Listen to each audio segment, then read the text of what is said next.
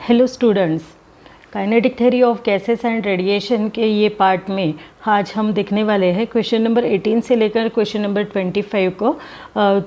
पूरे न्यूमेरिकल्स है, इसको सॉल्व करेंगे आज हम। लास्ट पार्ट 2 में हमने देखा था कि क्वेश्चन नंबर 11 से लेकर क्वेश्चन नंबर 17 तक हमने न्यूमेरिकल्स को सॉल्व किया था। अब ये लास्ट कुछ न्यूमेरिकल्स बचे हुए हैं, आज उसको कंप्लीट कर लेंगे। ठीक है, तो चलो स्टार्ट करते हैं। फिर पहले देखते हैं क्वेश्चन नंबर 18, आपको दिखाई दे रहा है यहाँ पे। Calculate the average molecular kinetic energy. First है पर किलो मोल, सेकेंड है पर केजी, थर्ड है per molecule of oxygen at 127 degree Celsius. ठीक है, तो थोड़ा थोड़ा करके लिखते हैं अभी गिवन इसको। अब दिया है कैलकुलेट, क्या कैलकुलेट करना है? Average molecular kinetic energy per kilo मोल। ठीक है, काइनेटिक एनर्जी फर्स्ट तो कैलकुलेट करना है आपको, काइनेटिक एनर्जी पर किलो मोल कैलकुलेट करना है। सेकेंड कैलकुलेट क्या करना है? सेकेंड दिया है पर केजी, काइनेटिक एनर्जी यानी सेकेंडली कैलकुलेट करना है काइनेटिक एनर्जी पर केजी, ये कैलकुलेट करना है आपको। ठीक है, थर्ड क्या दिया है? Kinetic energy per molecule of oxygen, पर मॉलिक्यूल कैलकुलेट करना है काइनेटिक एनर्जी पर मॉलिक्यूल, ये कैलकुलेट करना है। ओके, ठीक है। देन दिया है, गिवन है अपना of oxygen at 127 degree Celsius. 127 degree Celsius means this is the temperature, T is equal to 127 degree Celsius. Given that molecular weight of oxygen is 32 है मॉलिक्यूलर वेट ऑफ ऑक्सीजन, तो M is equal to लिखते हैं 32 ग्राम, यहाँ पे 32 ग्राम चाहिए था। ठीक है, R is 8.31 joule per mole kelvin. ठीक है, तो R की वैल्यू लिखेंगे यहाँ पे, R is equal to 8.31 joule per mole kelvin. And Avogadro's number that is Na की वैल्यू भी दी है 6.02 इंटू 10⁻23 मॉलिक्यूल्स पर मोल।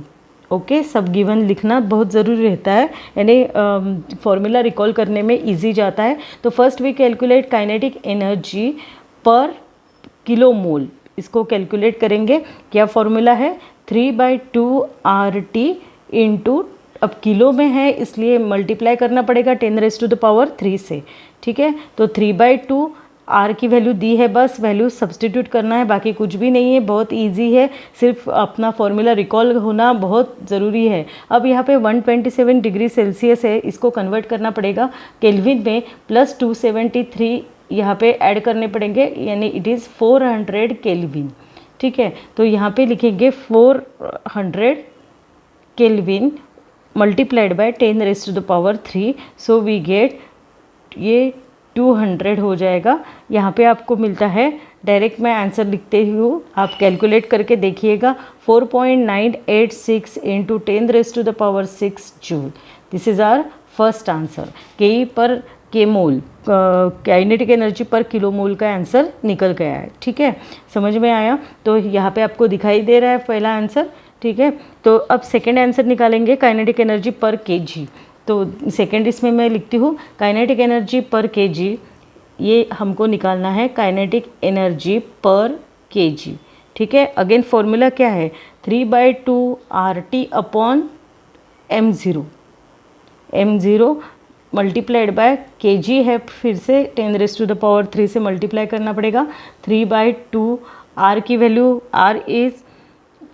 R की वैल्यू दी है 8.31 इंटू, अब T की वैल्यू भी हमने निकाली है 400 divided by mass molecular weight of oxygen, we know that it is 32 and multiplied by 10⁻3। ठीक है, इसको सॉल्व करते हैं। फिर ये 2 से अगेन यहाँ पे 200 हो जाता है, वी गेट 3 इंटू 8.31 अपॉन, यहाँ पे आप देखते हो, आपको दिखाई दे रहा है कि 32 आता है यहाँ पे, 32 और ऊपर बचता है 200 मल्टीप्लाइड बाय 10⁻3। अगर इसको कैलकुलेट करते हैं we get 1.5 multiplied by 1.04 multiplied by 10 raise to the power, अब ये 2 को मैं एडजस्ट करती हूँ, it is 10 raise to the power 5. So we get 1.56 into 10 raise to the power 5 joule. आपको ये कैलकुलेट करके देखना है आता है कि नहीं, तो आता ही है, मैंने खुद कैलकुलेट करके ये लिखा है. ओके तो ये अपना सेकेंड आंसर निकल गया है 1.56 into 10 raise to the power 5 joule. This is kinetic energy per KG. ठीक है. Third one is now we have to calculate kinetic energy per molecule. ठीक है, काइनेटिक एनर्जी पर मॉलिक्यूल को कैलकुलेट करना है, तो इट इज़ इक्वल टू क्या formula है 3/2 RT अपॉन Na. ये सब फॉर्मूले आपके लर्न चाहिए, तभी आपको इजीली ये सॉल्व कर सकोगे. बाकी बहुत इजी है, फॉर्मूला एक बार हो गया तो आप बस सब्सटीट्यूशन ही है. आर की वैल्यू है अगेन 8.31, ये है आर की वैल्यू. देन अब टी की वैल्यू सब्सटीट्यूट करना है 400 डिवाइडेड बाय Na की वैल्यू है 6.02 into 10 raise to the power -23. ठीक है, ये एवोगैड्रोस नंबर है, तो ये हो गया. इट इज़ इक्वल टू, अब फिर से इसको यहाँ पे मैं 200 कर लेती हूँ, और अगर इसको कैलकुलेट करेंगे तो आपको ये आंसर ज़रूर मिल जाएगा. आप ये कैलकुलेट करके देखिएगा, ये कैलकुलेशन बहुत इम्पॉर्टेंट है, आप करके देखिएगा. आपको हैबिट चाहिए. अगर मैं सब ये एक एक स्टेप आपको करके दूंगी तो बहुत बड़ा वीडियो हो जाएगा, इसलिए मैं फाइनल आंसर लिख रही हूँ यहाँ पे. ठीक है, तो ये अपना आंसर हो गया. इस प्रकार से ये तीनों भी आंसर्स अपने आ गए हैं, न्यूमेरिकल कंप्लीट हो गया है. ठीक है, समझ में आया. तो नेक्स्ट न्यूमेरिकल के पास जाते हैं. नेक्स्ट न्यूमेरिकल आपको दिखाई दे रहा है न्यूमेरिकल नंबर 19. तो यहाँ पे calculate the energy radiated in 1 minute by a black body.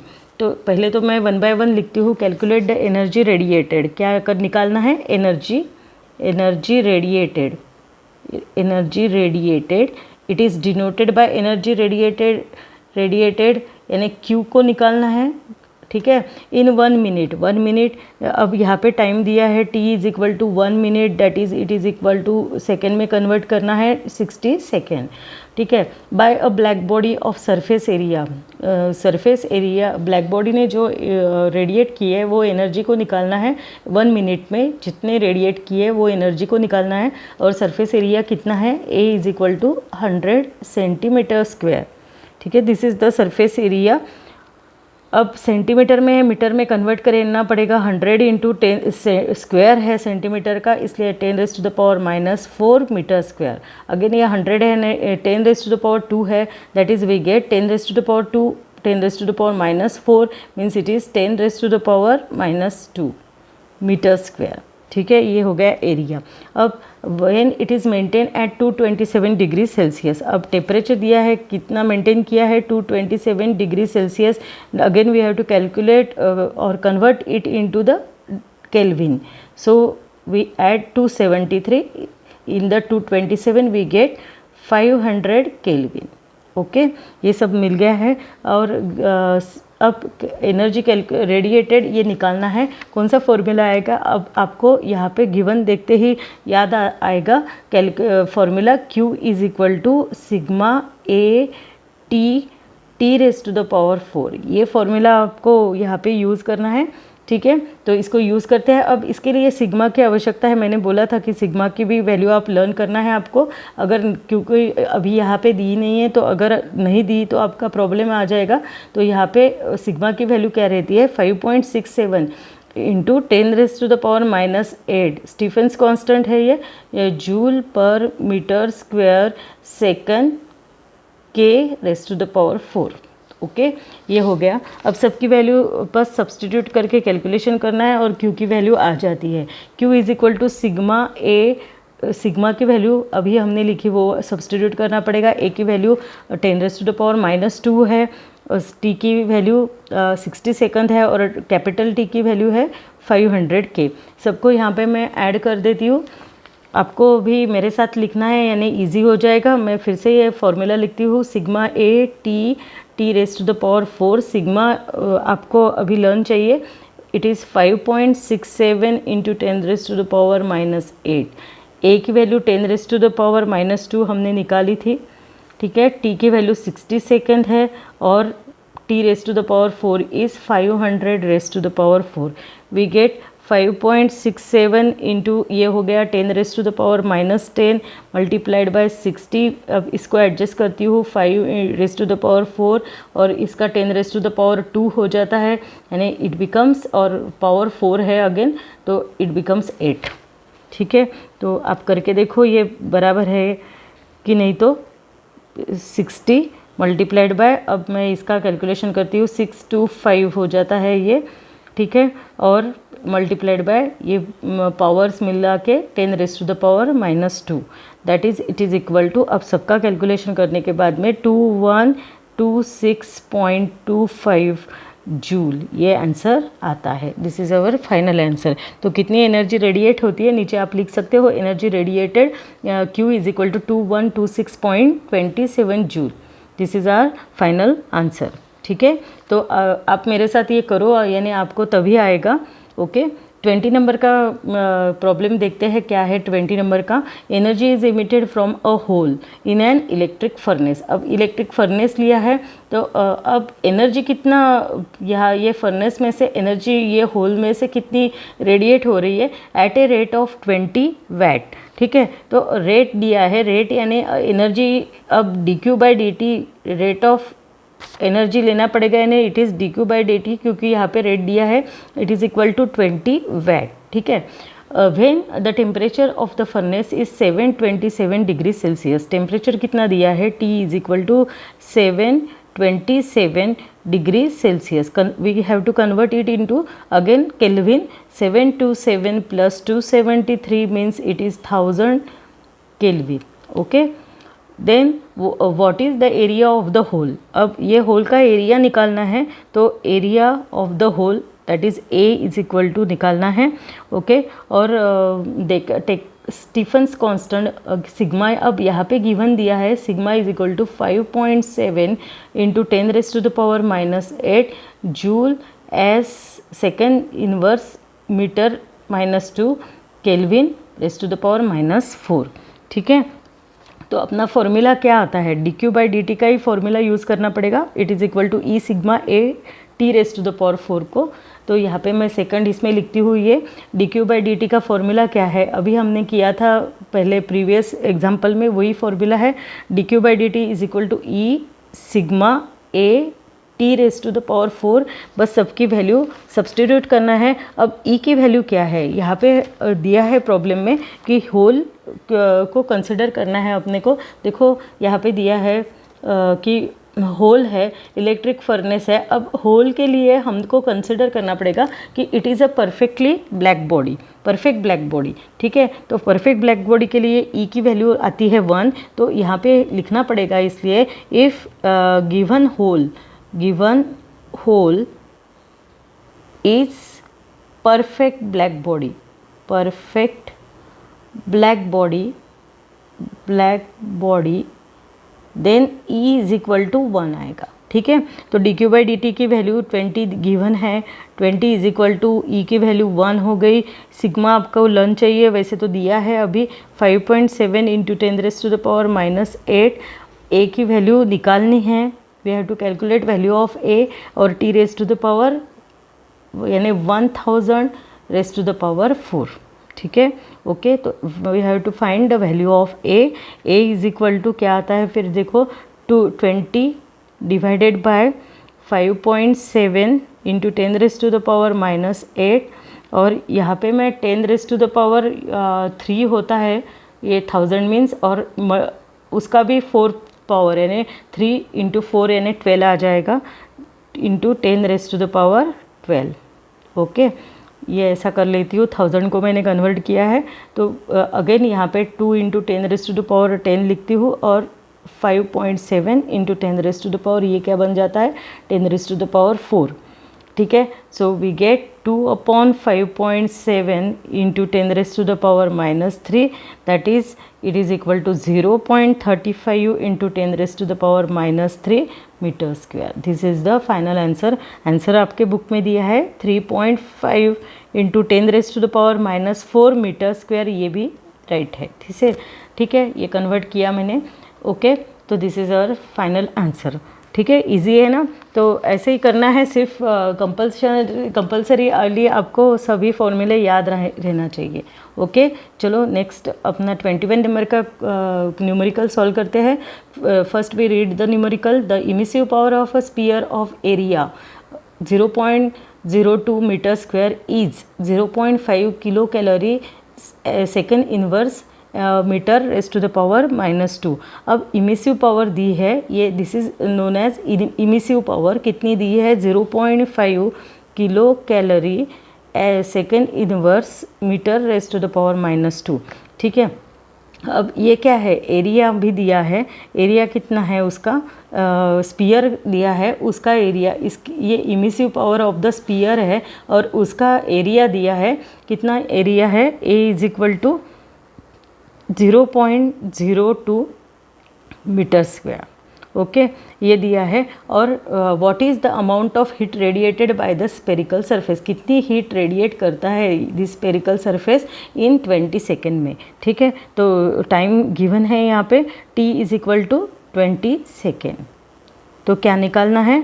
Heat radiated by spherical surface निकालना है, दैट इज़ Q को निकालना है।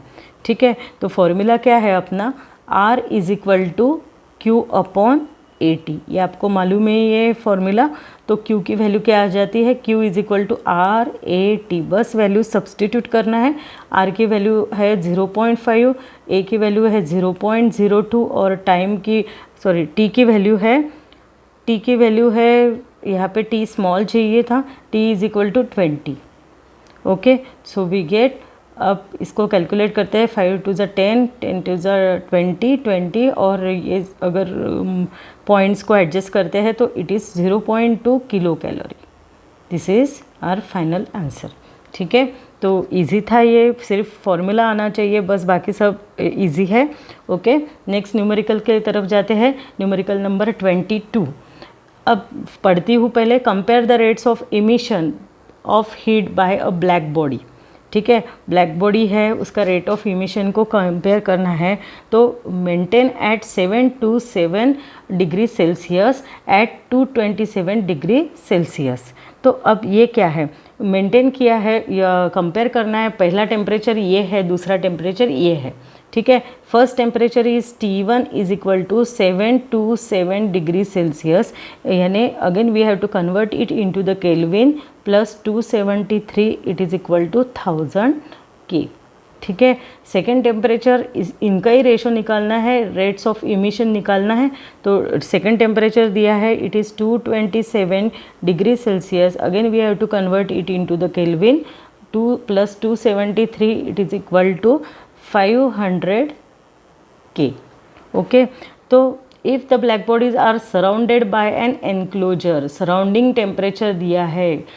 अगर वो ब्लैक बॉडीज़ को, दो ब्लैक बॉडीज़ है, एक का टेम्परेचर दिया है T1, दूसरे का है T2, और it is surrounded by the enclosure at कितना है? 27 डिग्री सेल्सियस। दिस इज़ क्या है? Surrounding temperature is denoted by T0। ठीक है, तो T0 यहाँ पे मैं लिखती हूँ, it is equal to 27 degree Celsius. Again we have to convert it into kelvin, 273 plus करना पड़ेगा, it is equal to 300 kelvin. What would be the ratio of their rates of loss of heat? तो ratio निकालना है, rates of loss of heat. तो suppose it is first का है R1 और second का है R2, that is we have to find R1:R2 निकालना है।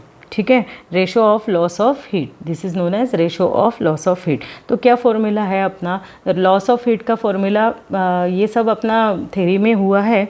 तो क्या रहता है? R1 is equal to dQ/dt। अब फर्स्ट बॉडी के लिए है तो वी डिनोटेड बाय 1, और फॉर्मूला है E sigma A T1 raise, first body के लिए T1 लेते हैं temperature, T1 rest to the power 4 minus T0 rest to the power 4। Okay, और R2 के लिए सेम वैसे लिखते हैं, सिर्फ ये दूसरी बॉडी के लिए इसलिए सफिक्स 2 लिखते हैं, बाकी वही रहेगा। E सिग्मा A T1 की जगह अब T2 आएगा यहाँ पे, raise to the power 4 minus T0 rest to the power 4। Okay, ये हो गया। अब R1 इज अपॉन R2, क्योंकि R1 इज टू R2 अपने को रेशो ही फाइंड करना है, R1 अपॉन R2 करते हैं, इट इज़ इक्वल टू, अब ये सब कैंसिल हो जाएगा, we get T1 rest to the power 4 minus T0 rest to the power 4 divided by T2 raised to the power 4 minus T0 rest to the power 4। ठीक है, यहाँ पे आएगा T1 है 1000 raised to the power 4 minus T0 है surrounding वाला 300 raised to the power 4 divided by 500 है T2 raised to the power 4 minus 300 raised to the power 4। अब सब में 10 रेस्ट टू द पावर 2 बाहर निकलता है, 10 raise to the power 2 common निकलता है, वी गेट हियर, अब फर्स्ट इसमें आता है 10 रेस्ट टू द पावर 2 को अगर बाहर निकाला तो we get 10 raise to the power, यहाँ पे 2 होता है और 2 रेस्ट टू द पावर 4, तो यहाँ पे 10 रेस्ट टू द पावर 4 हो जाएगा, ये सॉरी यहाँ पे 10 raise to the power 2 common निकाला तो बचता है 10, और 10 raise to the power 4 minus 3 ही बचता है यहाँ पे, 3 raise to the power 4 divided by 10 raise to the power 2 नीचे से भी कॉमन निकाला, 5 raise to the power 4 minus 3 raise to the power 4। ठीक है, तो ये तो कैंसिल ही हो जाता है, we get it is equal to 10 raise to the power 4 means 10,000 minus 3 raise to the power 4 means 81 divided by 625 minus 81। इसका अगर सब्ट्रैक्शन करते हैं तो 9919 divided by 544 it is equal to 18.23 upon 1। ठीक है, तो this is the ratio R1 is to R2 is equal to 18.23 is to 1। This is our final answer. So the ratio of loss of heat, it is equal to 18.23 is to 1.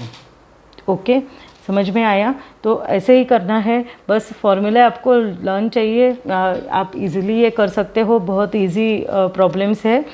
ठीक है, तो next numerical के तरफ जाते हैं, numerical number 23 पढ़ते हैं इसको। Earth's mean temperature can be assume to be 280 kelvin. Earth's का मीन टेम्परेचर यहाँ पे दिया है, सपोज करो इट इज़, एज्यूम करो इट इज़ 280 केल्विन है।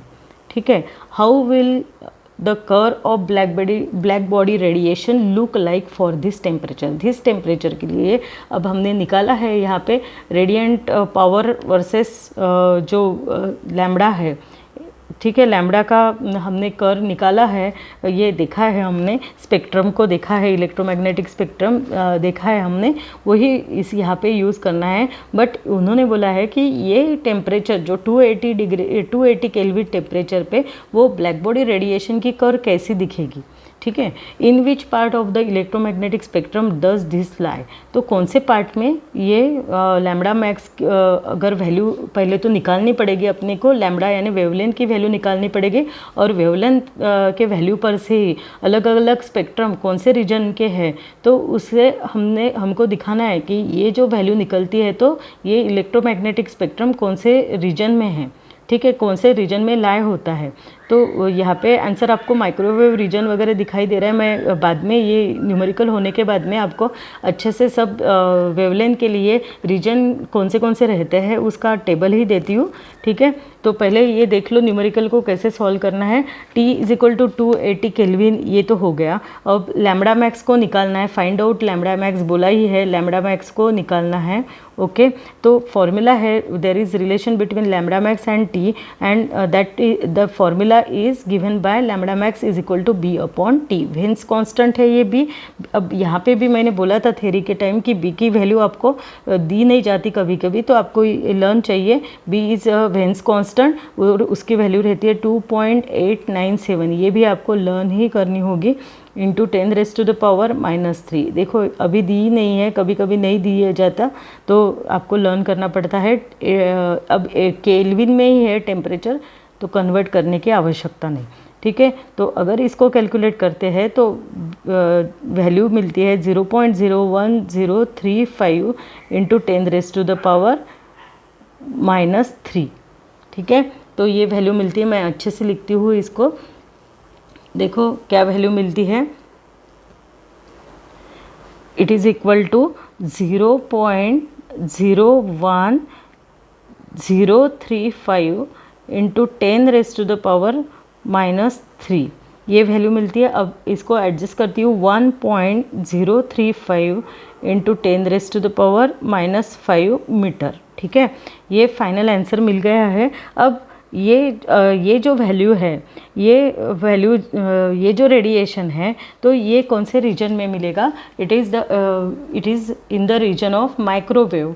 माइक्रोवेव रीजन में ये इलेक्ट्रोमैग्नेटिक स्पेक्ट्रम आपको मिलेगा। और कर्व कैसे मिलेगी? अब यहाँ पे क्वेश्चन पूछा गया है, how will the curve of black body radiation look like for this temperature. तो आपको ये लिखना पड़ेगा, the curve of black body look like कैसे मिलेगी?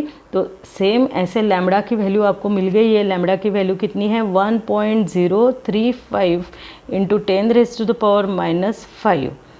एक एक्सिस पे ये लेते हैं और यहाँ पे ये एक्सिस पे लेते हैं रेडियंट पावर। ठीक है, और कर कैसी मिलती है? वही कर निकालनी है, ऐसे ही मिलेगी कर। ठीक है, एक कर ऐसे मिलेगी। और ये जो पिक पॉइंट है, this is known as lambda max. Okay, ये क्या है अपना? Lambda max. और कौन से रीजन में मिलेगी? तो it is microwave region, in the microwave region. तो यहाँ पे रीजन का नाम लिखना है आपको, माइक्रोवेव रीजन। ये क्यों ऐसा है? तो मैं अभी आपको चार्ट बताती हूँ, हर एक वैल्यू के, लैम्बडा के वैल्यू के लिए रीजन कौन सा है उसका। ठीक है, तो ये आपको कर ऐसे निकालनी पड़ेगी और नीचे लिखना पड़ेगा दिस रेडिएशन बिलोंग्स टू, यहाँ पे ऐसा लिखना पड़ेगा दिस रेडिएशन, और ये कर भी निकालनी पड़ेगी, radiation belongs to microwave region. ठीक है, एंड कर लुक्स लाइक्स टू बी। तो यहाँ पे ये कर जो मैंने निकाली है वैसे निकाल के आपको बतानी है। ठीक है, तो यहाँ पे मैं आपको अभी ये अपना न्यूमेरिकल यहाँ पे ख़त्म हो जाता है। आपको मैं दिखाती हूँ ये कर अच्छे से, मैं दूसरे इस पे निकाल के बताती हूँ कर कैसे निकालनी है। फिर एक्स एक्सिस पे लेना है आपको वैल्यू लैम्बडा की, that is it is 1.035 into 10⁻⁻5। This is the value of lambda. Y axis पे हम लेते हैं, ये एक्स एक्सिस पे, वाई एक्सिस पे हम लेते हैं रेडियंट पावर को लेते हैं वाई एक्सिस पे। और कर की जो नेचर है, कर्व का कैसे रहता है नेचर, तो ये ऐसा ही रहता है, तो वैसे ही लेना है। और ये है अपना लैम्बडा मैक्स। ओके, और यहाँ तक, यहाँ से लेकर यहाँ तक ये जो रीजन है, this is known as microwave region. This is known as microwave region. Okay, तो इस प्रकार से ये कर निकालनी है।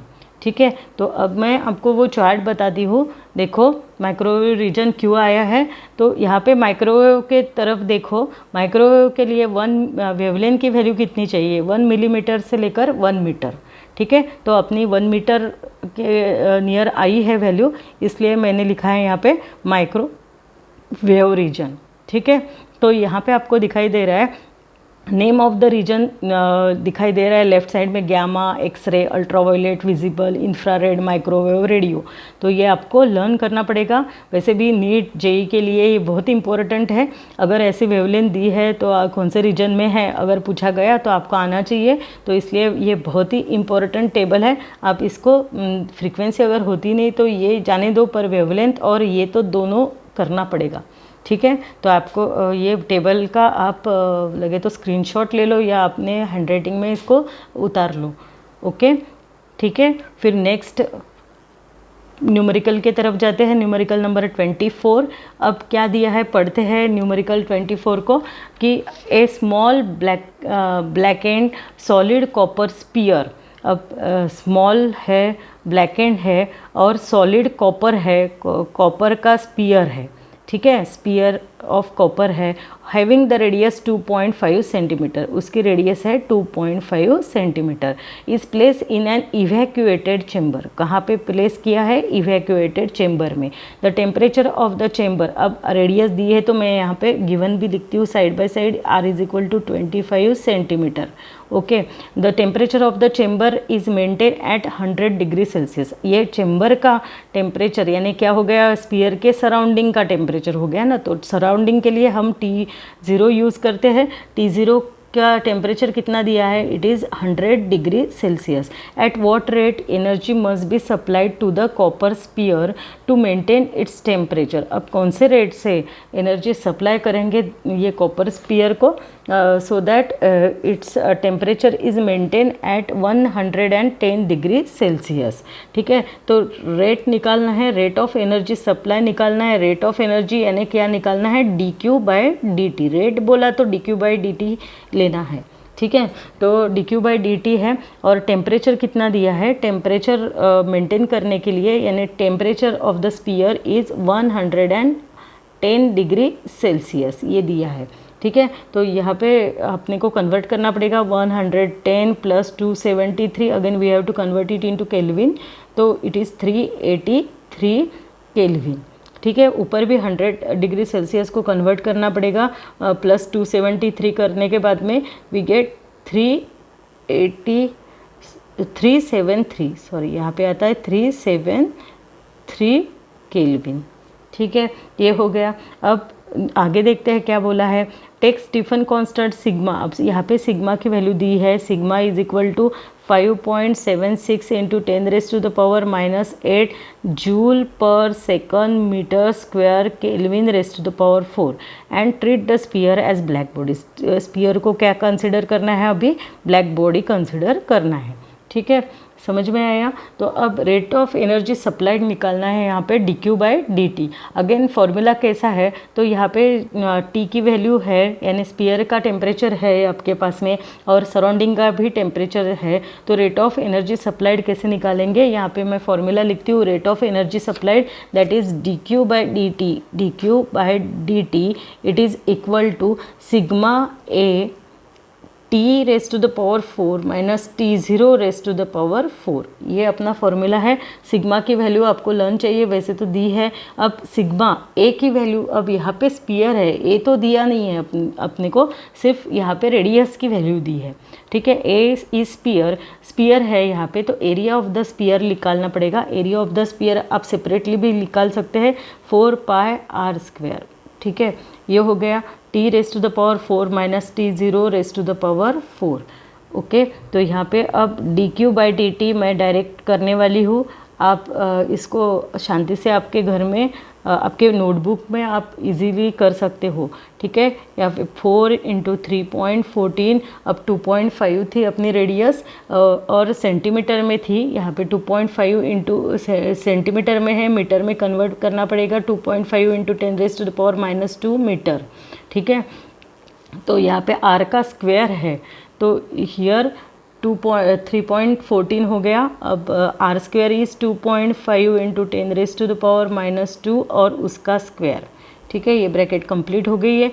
अब t की वैल्यू कितनी है, t की वैल्यू देखो कितनी है, t की वैल्यू है 383 और T0 की 373। तो यहाँ पे वैल्यू सब्सटीट्यूट करते हैं, 383 है, 383⁻⁴ माइनस 373⁻⁴। ठीक है, तो अब इसको कैसे कैलकुलेट करना, तो ये तो आप ब्रैकेट तो सॉल्व कर सकते हो इजीली।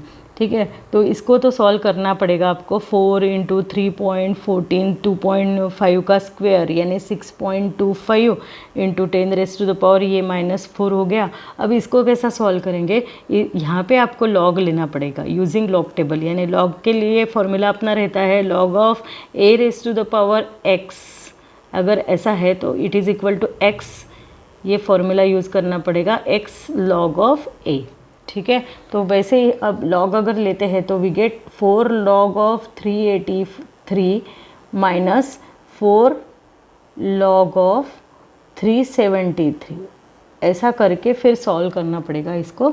और सब अगर आप करते हो उसके बाद में आप ये आपको होमवर्क है, बहुत इजी है ये, अगर अच्छे से किया, शांति से करो ये आप, तो आंसर आपको बराबर 0.962 वैट मिल जाता है। ठीक है, तो मैंने हिंट दी है आपको कैसे सॉल्व करना है, तो लॉग करके आप इसको सॉल्व करिएगा। फिर इसका एंटी लॉग भी लेना है, एंटी लॉग लेकर उसको फिर उसमें सब में की मल्टीप्लिकेशन करनी है। ठीक है, तो ये आंसर आपको ज़रूर मिल जाता है। अभी आप करेंगे तो बहुत बड़ा वीडियो हो जाएगा, आपको भी प्रॉब्लम हो जाएगी। ठीक है, तो ये हो गया अपना 24 नंबर का, मैंने सिर्फ हिंट दी है। These are the only guidelines, आपको खुद का ही प्रिपेयर करना है, मैं सिर्फ गाइड करती हूँ आपको। ठीक है, तो 25 नंबर का क्वेश्चन देखते हैं अभी। Find the temperature of black body if its spectrum has a peak at lambda max is equal to 700, ये नैनोमीटर है, एनएम है। तो ठीक है, तो अब यहाँ पे पहला ए दिया है कि पहले तो क्या दिया है, find the temperature of black body, temperature निकालना है ब्लैक बॉडी का। ठीक है, टेम्परेचर निकालना है। अब अलग अलग वैल्यूज़ ए बी सी आपको दिखाई दे रहा है। तो if its spectrum has peak, यानी लैम्बडा मैक्स है एट, पहला पीक क्या है, A is equal to lambda max is equal to 700 N M, visible region में है, एन एम है यानी नैनोमीटर है, तो means it is equal to, metre में कन्वर्ट करने के लिए नैनो के कन्वर्ट करना है मीटर में, तो 10⁻⁻⁹ मीटर। ठीक है, तो अब इसको मैं एडजस्ट करती हूँ, 7 × 10⁻⁻7 मीटर। ओके, तो टेम्परेचर और लैम्बडा मैक्स में क्या के बीच में क्या रिलेशन है, it is equal to lambda max, sorry यहाँ पे मैं लिखती हूँ lambda max is equal to B upon T. Okay, so what is the value of T, T is equal to B upon lambda max. ठीक है, अब given है Wien's constant की वैल्यू दी है अभी आपको यहाँ पे, तो प्रॉब्लम नहीं तो मैंने बोला आपको लर्न करना पड़ेगा। 2.897 × 10⁻⁻3 और लैम्बडा मैक्स की वैल्यू 7 × 10⁻⁻7। ठीक है, इसको अगर कैलकुलेट करते हैं तो we get 0.4138 × 10⁻⁴। This is our final answer, kelvin temperature है। तो अब आपको यहाँ पे 4138 केल्विन है। ठीक है, अपना 10⁻⁴ आया ही है, तो 4138 × 10⁻⁴ निकाल लेते हैं kelvin. This is our final answer. Okay,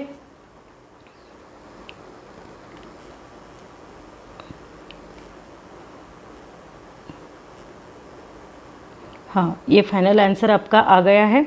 उसके बाद में नेक्स्ट बी के लिए देखेंगे। बी के लिए lambda max is equal to 3 centimetre दिया है, तो बी का लेते हैं। अब बी में lambda max is equal to 3 centimetre.